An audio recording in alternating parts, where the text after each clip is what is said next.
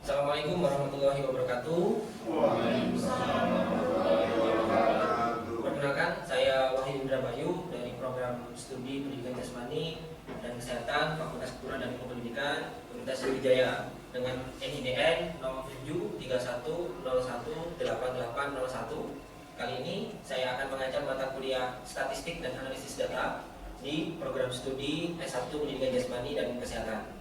Mata kuliah ini berisi tentang pengantar statistika, nilai rata-rata, media, modus, simpangan baku, varians, kuartil, persentil, skor standar, dan korelasional.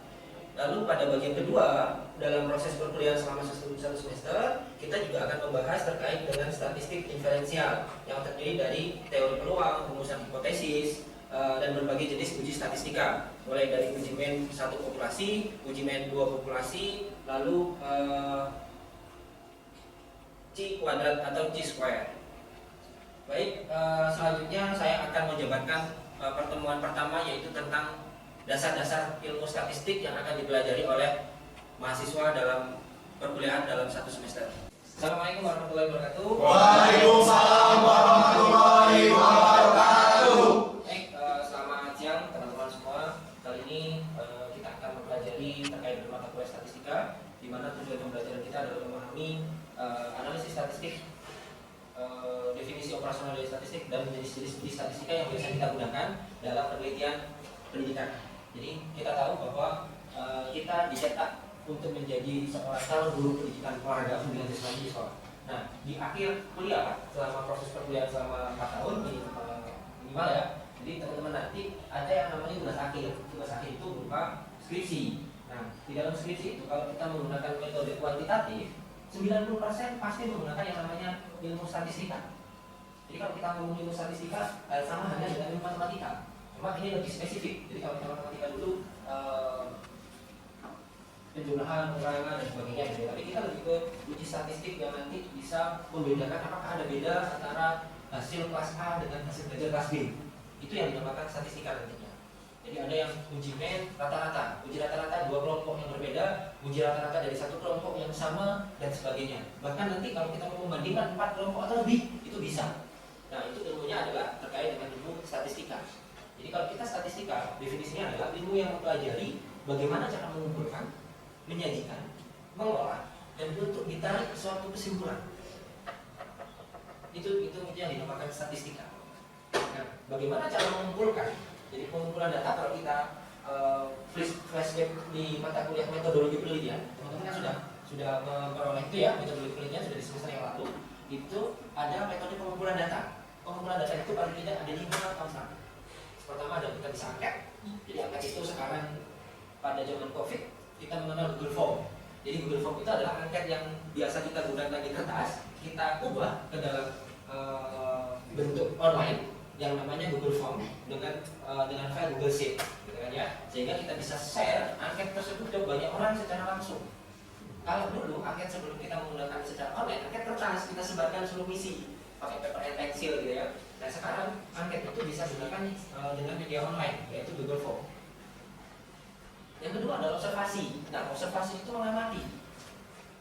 Pengamatan itu tidak hanya sekedar melihat, tetapi kita harus menentukan apa yang harus diamati, siapa yang diamati, dan bagaimana cara mengamatinya.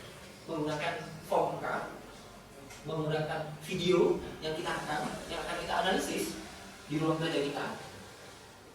Itu yang bisa dikatakan observasi. Jadi kita mengamati nih, mengobservasi pertandingan sepak bola antara Real Madrid sama Barcelona dengan menggunakan video. Berarti kita mengamatinya, kita rekam dulu, setelah itu kita putar ke beberapa lagu. Ini kenapa ya strateginya harus seperti ini, harus seperti itu.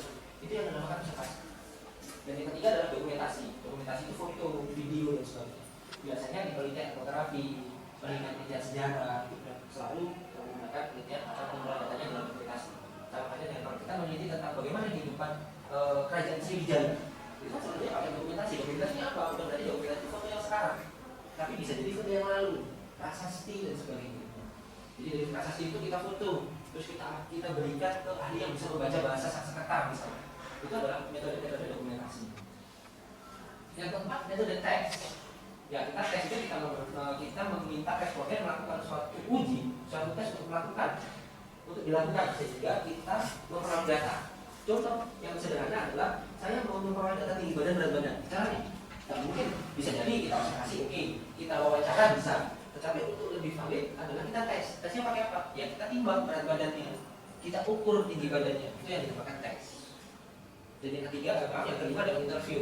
Interview itu bisa dikatakan wawancara seperti itu ya. Jadi wawancara itu lebih ke penelitian kualitatif, tetapi kita bisa kuantitatifkan nanti dengan uji statistik dengan pakai coding. Itu nanti di akhir-akhir perkuliahan, atau bahkan kita dalami dalam mata kuliah metodologi penelitian. Apa sih yang dinamakan penelitian kualitatif? Jadi kalau kita ngomong penelitian kualitatif itu biasanya interview. Penelitinya ada, instrumennya adalah peneliti sendiri. Oke, sampai sini ada yang ditanyakan terkait dengan statistika dan cara pengumpulan data. Jadi saya tadi menerangkan 5 proses pengumpulan data: angket, observasi, dokumentasi, tes, dan interview. Kita masih belum nih. Kalau bayangan kita pasti statistika itu ada hitung-hitungan, gitu kan? Oh, berarti cara begitu. Tapi belum. Kita hanya kita awalnya mau flashback dulu nih. Teman-teman kemarin sudah mata kuliah metodologi penelitian di dalam statistik itu tidak lepas juga dari metodologi penelitian. Ya, Mas Lul. Tadi kan sudah Bapak jelaskan mengenai statistika di interview, Pak. Di interview tadi kan itu kan bisa mencakup kualitatif dan kuantitatif, Pak. Ya. Itu perbedaannya di mana, Pak? Di perbedaan dari misalnya di kuantitatif itu bagaimana, kualitatif itu bagaimana, Pak? Dengan metode interview. Oke. Ya. Metode penelitian kuantitatif dan metode penelitian kualitatif yang secara sederhana itu bisa kita bedakan. Kalau kita menggunakan penelitian yang suatu teks, ada data di situ, ada angka yang kita hitung, itu biasa dikatakan metode kuantitatif. Seperti hanya tadi, metode kuantitatif itu tidak bisa kita jadikan metode yang sama. Saya harus menggunakan metode kuantitatif toh, tapi kita bisa mix namanya dengan metode kualitatif. Nah, kualitatif itu dengan disertai wawancara, disertai dengan interview. Misalkan saya mau memperoleh data gizi, ada yang namanya instrumen food recall 24 jam, food recall 7 days. Jadi saya mau melihat apa saja yang kalian makan selama 24 jam yang lalu, apa saja yang kalian makan selama 7 hari yang lalu. Kalian bisa mengisi instrumen itu, tetapi untuk bisa meyakinkan saya akan interview satu persatu. Nah, di dalam penelitian kualitatif itu yang dinamakan triangulasi. Jadi secara sederhana beda antara kuantitatif dengan kualitatif. Kalau kita bedakan ada kuanti dengan kuali, itu adalah kalau pakai angka biasanya pakai kuantitatif, kalau pakai angka biasanya disebut kuantitatif, kalau tidak pakai angka biasanya disebut kualitatif. Nah, di dalam penelitian bisa kita gabungkan, namanya mixed method. Jadi mixed method itu kita penelitian menggunakan cara kuanti dan menggunakan cara kuali. Tidak hanya menggunakan cara kuanti saja, tes dan sebagainya, kita juga mau membuktikan data yang kalian isi itu benar, saya harus wawancara. Nah, proses wawancara itu kan narasi. Apa yang disampaikan Asrul, kita tunggu jawabannya bahwa kita cocokkan dengan data yang diisi Asrul. Itu yang namanya triangulasi dalam data penelitian. Sampai sini ada yang tanyakan populasi sampel. Jadi populasi itu adalah keseluruhan dari subjek yang akan kita teliti. Sampel adalah sebagian dari subjek yang akan kita teliti. Contohnya populasinya adalah mahasiswa Universitas Sriwijaya. Berarti populasinya adalah sekian puluh ribu.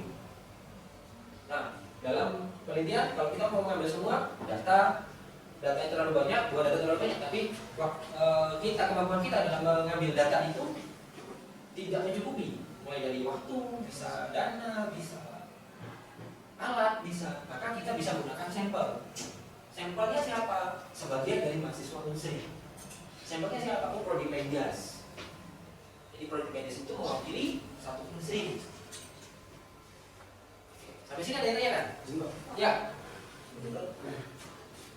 Kan tadi kan diberi sebagai data kan? Kalau dari kalkulatifnya itu berapa? Kan tadi kan ada yang 1000, nggak bisa hanya sampel hanya untuk 10 orang. Kalau 100 mungkin bisa. Tapi fixnya itu berapa persennya kalau kita pengen melakukan penelitian? Ada nggak nilai angka pastinya? Nggak ada. Saya bisa jawab, nggak ada angka pasti. Karena teknik sampling ada banyak nih. Kita mau masuk ke teknik sampling. Teknik sampling akan ada banyak. Salah satunya kalau saya belum jawab ini lebih dulu, ada yang namanya accidental sampling. Jalur menentukan sampel ini dengan cara accidental. Accidental itu accident terjadi, yang terjadi saat itu. Contoh, saya mau melakukan penelitian survei kepuasan pengunjung Transmart atau survei kepuasan pengunjung DSC, Jagabaring Sport City. Saya tidak bisa menentukan berapa pastinya, sehingga siapa saja yang mengunjungi akan saya kasih angket, tolong dinilai kepuasan Anda untuk mengunjungi DSC. Itu yang namanya accidental sampling. Tapi kita bisa batasi batasi adalah misalkan waktu gua pengunjung di SC pada saat Fornas, pengunjung di SC pada saat weekend selama 1 bulan, berarti Sabtu Minggu selama 4 bulan, selama 4 minggu. Sehingga data yang berapapun yang terkumpul itu yang menjadi data penelitian kita. Kita tidak bisa menentukan, oh saya datanya pasti akan 1000. Tidak bisa. Kalau kita menggunakan incidental sampling tadi, penelitian-penelitian seperti itu tidak bisa kita pastikan data. Sama halnya dengan kelas, kita tidak bisa memastikan harus 30, tapi berapa pun jumlah kelas di situ. Oke. Baik, kalau gitu kita masuk ke pengambilan sampel. Bagaimana cara pengambilan sampel? Yang umum itu ada 3, random sampling, cluster random sampling, proportional random cluster sampling. Jadi kalau kita breakdown satu-satu, ada random, ada cluster, ada proporsi, nanti ada purposive, ada accidental tadi. Kita satu-satu nih sekarang, random itu acak. Jadi kita tidak bisa menentukan siapa yang akan menjadi sampel kita. Caranya bagaimana Pak? 2 cara. Yang pertama pakai tabel randomisasi. Tabel randomisasi itu biasanya ada di metodologi bagian akhir.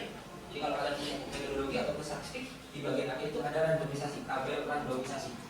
Jadi tabel randomisasi itu ada urutan angka yang acak, yang nanti bisa kita jadikan patokan untuk menentukan sampel. Nah, sampelnya adalah misalkan begini, jumlah populasi saya itu 100, ya. Berarti akan ada nama dengan nomor 1 sampai dengan 100. Nomor 1 Asrul, 2 Dewi, 3 siapa, 100 Farhat. Jadi Asrul ada di nomor 1, Dewi ada di nomor 2, Farhat ada di nomor 100. Nah, tabel randomisasi itu adalah yang menentukan siapa-siapa yang akan menjadi sampel kita. Tapi kita tentukan dulu berapa jumlah sampel kita. Maka jumlah sampel kita tentukan dulu, misalkan sampelnya adalah 15. Maka kita akan melihat tabel randomisasi. Tabel randomisasi kita ambil kolom yang pertama. Kolom yang pertama 15 awal. Nah, di 15 awal itu nomor berapa yang muncul? Itu yang akan menjadi sampel kita. Oh, yang nomor pertama adalah nomor 25. Siapa nomor 25? Nomor kedua yang muncul adalah nomor 50. Siapa nomor 50? Itu yang namanya tabel randomisasi. Yang kedua adalah pakai undian. Kalau bahasa Palembangnya goncangan. Apa? Ya, goncangan ya. Jadi ada kita arisan gitu ya. Kita membuat nomor 1 sampai 100, kita ada di botol, lalu kita goncang, kita keluarkan 1 per 1 sampai dengan 15. Angka berapa yang muncul? Itu yang menjadi sampel kita. Itu yang namanya random. Jadi kita menggunakan banyak metode sampling, nggak ada masalah. Selama memang kita menginginkan data. Oke, sampai sini bisa dipahami. Nah, ini pengantar statistik nih, bukan metodologi, tapi kita bicara tentang bagaimana nanti menghitung statistikanya. Apakah kita menghitung secara populasi, ataukah kita menghitung secara sampel? Umumnya parameter populasi tidak diketahui karena populasi itu sangat luas. Tetapi nilai-nilai dari parameter populasi dapat diestimasi atau diuji melalui statistik sampel. Jadi cabang statistik yang mempelajari cara-cara yang membuat kesimpulan yang berlaku pada populasi dinamakan statistika inferensial. Jadi statistika inferensial.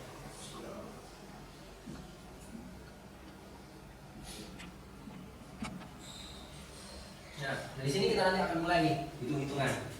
Cuma pertemuan awal ini kita mencoba flashback dulu zaman-zaman SMP ya. Kalau kita ngomong ukuran pemusatan data, kalian pasti tidak aku Pak masih ukuran pemusatan data. Di sini ada mean. Kalau kita bacanya mean, ya kan biasanya mean. Atau yang lebih familiar lagi rata-rata. Atau ada istilah lagi rataan. Atau ada istilah lagi adalah pusat data. Jadi rata-rata itu adalah jumlah data dibagi dengan banyaknya data.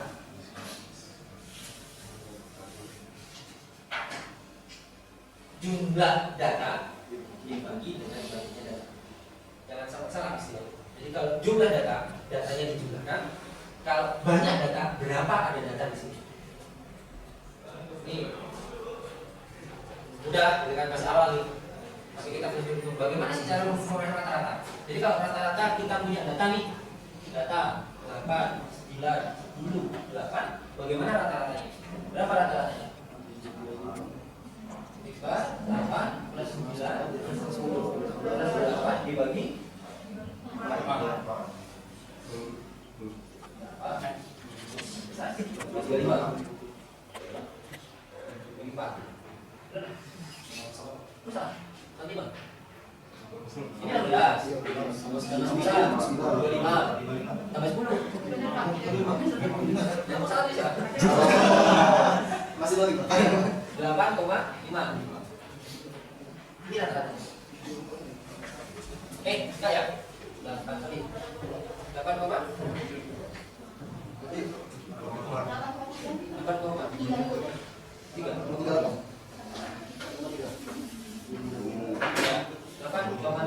Ini rata-rata.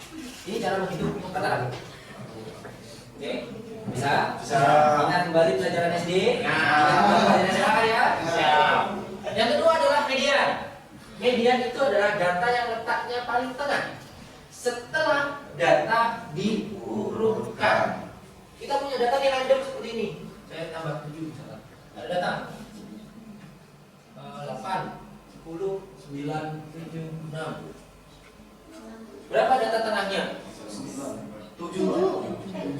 Ingat, data harus diurutkan. 6, 7, 8, 9, 10. maka mediannya 8. Kalau kita melihat data ini, maka mediannya 9. Titik tengahnya 9. Tapi kalau kita bicara definisi median yang benar adalah setelah data diurutkan. Ya. Ya. Nah, jadi untuk misalnya Pak, dalam satu pemberitaan itu kita harus menurunkan data. Selanjutnya kita tuh harus merata-ratakan Pak. Nah, itu ada Pak yang seperti itu Pak. Jadi misalnya kita ngerti dulu Pak data yang kayak tadi kan 6, 7, 8, 9, 10. Terus kita cari rata-rata itu Pak. Ada yang kayak gitu Pak. Ada. Nah, karena yang diuji adalah rata-rata tadi. Yang kita uji adalah rata-rata.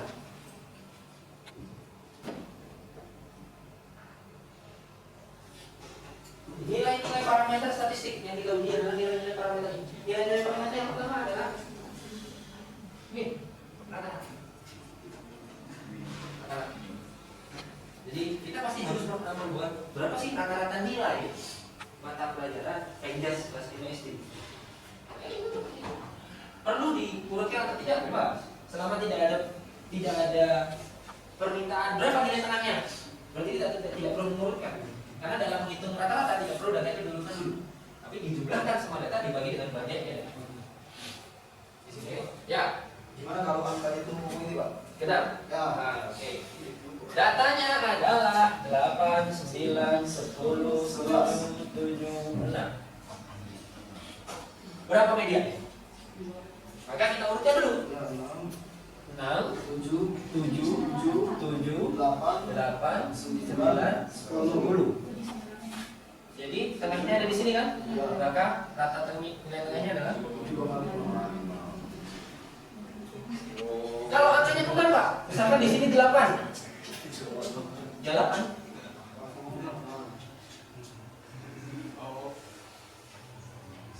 Bukan selalu kalau kita jumlahkan tengahnya salah. 8 ditambah 8 bagi 2, 8. Tapi tadi 8 ditambah 7 dibagi 2, 7 setengah. enggak yuk tadi kan nilai aku. Oke? Tuh, median. Lalu modus. Modus di sini adalah angka yang sering muncul. Ya. Tapi ingat modus itu tidak hanya satu angka, boleh lebih dari satu angka.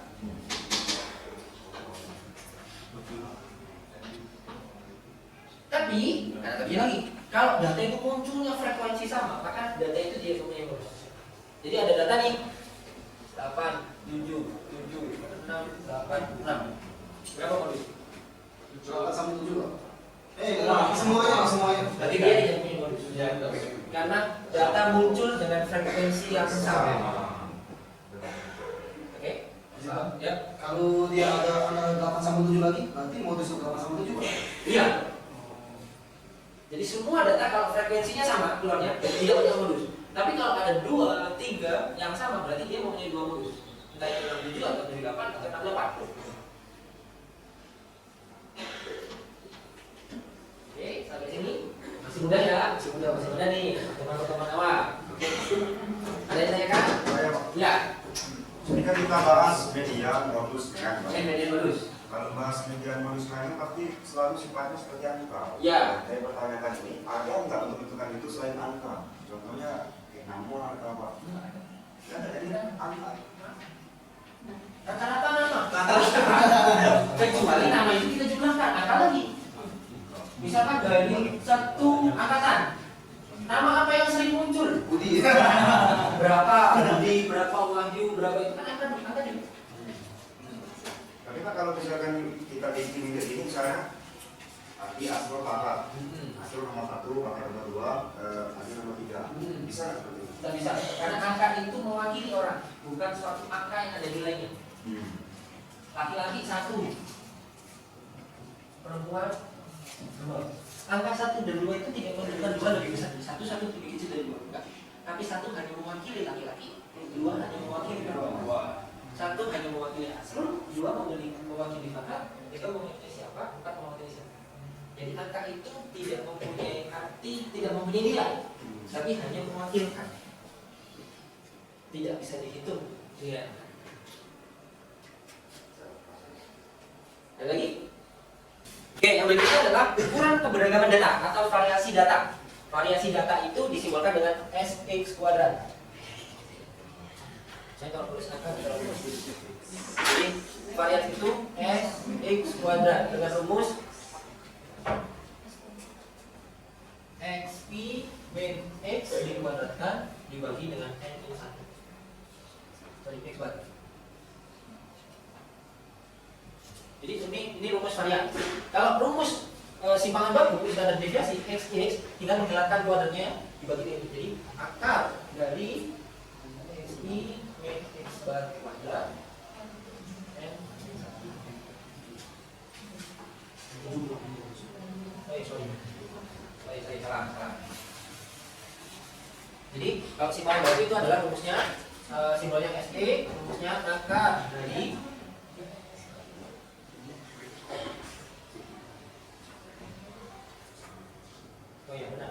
akar dari XI min X bar kuadrat N min 1, atau bisa juga SE sama dengan akar dari N kali XI kuadrat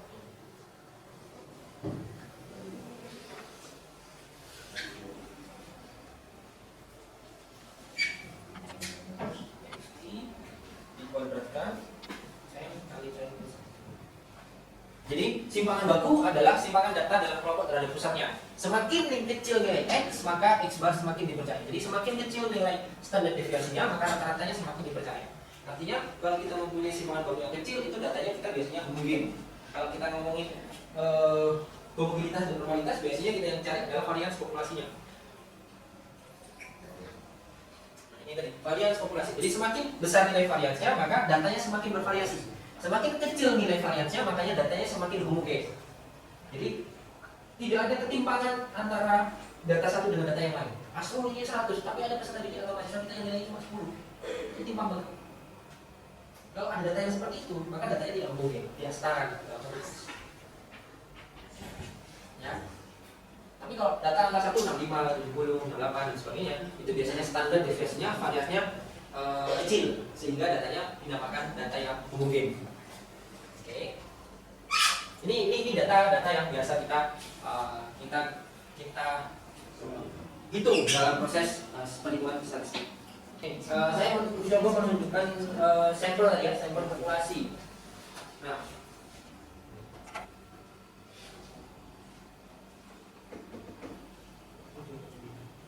oke, ini populasi dan sampel tadi. Jadi populasi adalah kumpulan dari semua kemungkinan orang, benda-benda atau orang lain dari kucing akan menjadi perhatian. Sampel adalah suatu bagian dari populasi yang menjadi perhatian. Jadi populasi ini sampel. Populasi ini sampel. Jadi populasi ini square yang umum, sampel adalah lingkaran dengan hitam. Ini sampelnya. Jadi populasi adalah sebuah kumpulan dari semua kemungkinan orang-orang, benda-benda atau kumpulan lain dari objek yang menjadi perhatian. Sedangkan sampel adalah bagian dari populasi tertentu yang menjadi perhatian kita. Nah, yang berikutnya yang saya tunjukkan adalah skala ukuran. Seperti yang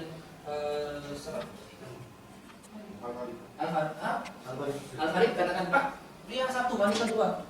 Dia misalkan atau tidak menyebutkan nol. Apakah itu bisa dihitung? Tidak bisa. Dan itu dinamakan skala nominal. Jadi nominal itu angka hanya dijadikan sebagai label saja. Gimana? Ya, jadi makanya saya tunjukkan. Jadi angka itu nominal tidak bisa dihitung statistiknya karena hanya menggunakan label, hanya sebagai label. Lalu ada ordinal. Jadi ordinal itu angka yang mengandung tingkatan, ranking 1, ranking 2, 3. Itu adalah tingkatan. 1 bukan berarti lebih kecil dari 2, tapi bisa jadi 1 itu adalah yang lebih tinggi dari ranking. Interval, angka yang mengandung sifat ordinal dan mempunyai jarak. Interval ada jaraknya. Jadi angka dari 1 sampai 5. Ini saham, sangat terkait dengan harga saham 736 sampai 873, ini interval. Yang berikutnya adalah rasio. Angka mempunyai sifat nominal, ordinal, dan interval. Jadi mempunyai sifat ketiga-tiganya serta mempunyai nilai absolut dari objek yang diukur. Berat badan, tinggi badan. Itu adalah angka atau skala rasio. Kalau kita singkat NOIR, nominal, ordinal, interval, dan rasio. Nominal hanya label, ini ranking, ordinal itu ranking, interval itu ada jarak, dan rasio nilai mempunyai nilai absolut. Belum ya? Oke, itu yang kita pelajari hari ini. Jadi kita sudah tahu definisi statistik secara umum, kita tahu bagaimana cara menghitungnya median modus serta standar deviasi. Varian kita sudah tahu jenis-jenis data yang biasa kita peroleh dalam proses penelitian, data nominal, ordinal, interval, dan rasio. Jadi nanti akan Pak Wahyu beri tugas terkait dengan bagaimana cara menghitung. Jadi akan Pak Wahyu beri paper, di situ ada contoh soal dan tugas yang harus kalian kerjakan. Jadi silakan cek email masing-masing atau kita nanti akan ketemu di LMS. Jadi Learning Management Systemnya Unsri, jadi di Learning Unsri, silakan login, silakan menggunakan user dan password yang sudah diberikan. Di situ Pak Wahyu akan menyematkan materi hari ini, contoh soal hari ini, dan tugas yang harus kalian kerjakan minggu depan. Oke, bisa dipahami? Ada pertanyaan sebelum saya tutup? Cukup? Oke, cukup. Terima kasih pertemuan kita kali ini. Saya mengapresiasi semua diskusi yang telah kita lakukan. Kita ketemu minggu depan dengan materi uji men satu populasi. Jadi uji men satu populasi itu kita punya data satu populasi ini. Kira-kira hipotesis saya terbukti atau tidak? Itu dinamakan uji men satu populasi. Kalau nanti waktunya lebih, kita uji men 2 populasi. 2 populasi itu kita berarti membandingkan 2 data yang berbeda. Boleh atau bisa berasal dari populasi yang sama atau berasal dari 2 populasi yang berbeda. Itu minggu depan kita pelajari bersama-sama. Tolong dibawa laptop sehingga kita juga akan praktek secara langsung bagaimana cara menghitung data dengan menggunakan Excel dan aplikasi SPSS. Kalau belum diinstal, silakan diinstal aplikasi SPSS-nya. Tapi saya rasa cukup dengan menggunakan Excel sekarang sudah mewakili, tidak perlu lagi SPSS kecuali uji statistik yang levelnya tinggi. Misalkan ANOVA maupun pakai PET. Itu kita harus pakai SPSS. Tapi kalau uji men satu populasi, korelasional, regresi dan sebagainya, Microsoft Excel sekarang sudah tersedia cara menganalisis. Ya, jadi minggu depan tolong dibawa laptopnya sekalian, kita buka, kita belajar sama-sama langsung praktek dengan menggunakan Microsoft Excel. Oke, terima kasih. Selamat siang. Saya akhiri. Assalamualaikum warahmatullahi wabarakatuh. Waalaikumsalam warahmatullahi wabarakatuh. Demikian rekaman proses pembelajaran yang sudah saya lakukan dengan materi mata kuliah statistik dan analisis data. Ada salah, ada kurangnya, saya sampaikan minta maaf. Saya akhiri. Assalamualaikum warahmatullahi wabarakatuh.